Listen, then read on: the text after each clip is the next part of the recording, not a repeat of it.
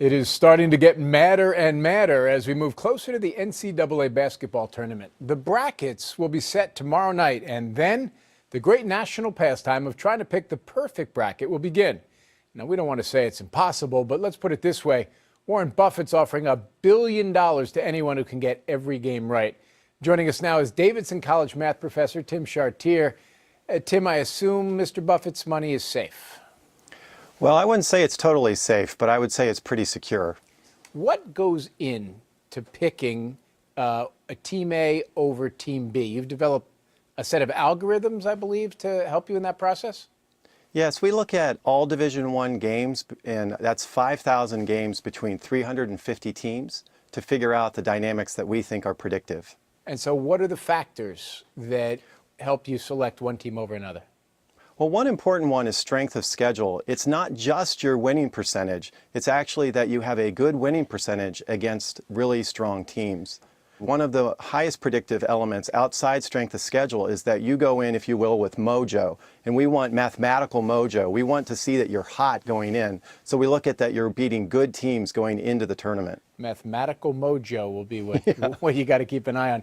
What about things to sort of not pay attention to ignore? Well, one thing is that if you have one really strong player but not a supporting staff, the mathematics we use says that often that player can get shut down. So that's not very predictive. How successful have you been with applying your algorithms to the prediction process? Well, the way we test it is we submit it to online tournaments that have millions and millions of brackets. So in 2009, we beat 97% of 4 million brackets. In the next year, we beat 99.9% of over 5 million brackets. How close did you come to running the table, 100%?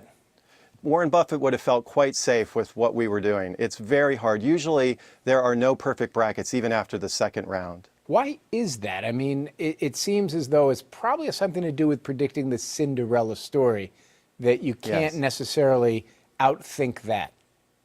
Yeah, it's really the madness. It's the randomness of sport. It's part of why we watch the game. We watch the game because you do not know who will win. And there's no way to develop a formula to factor in that sort of randomness. No, you can't. All right, so you're the expert. You're the one who thinks about this thing in ways most people cannot. Who's going to win this year?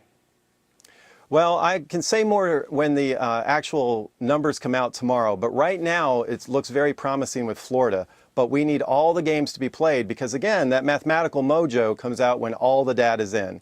But Florida is the one that we're looking at closely right now. Okay, Tim Chartier, thanks so much for being with us. We appreciate your time. You're welcome.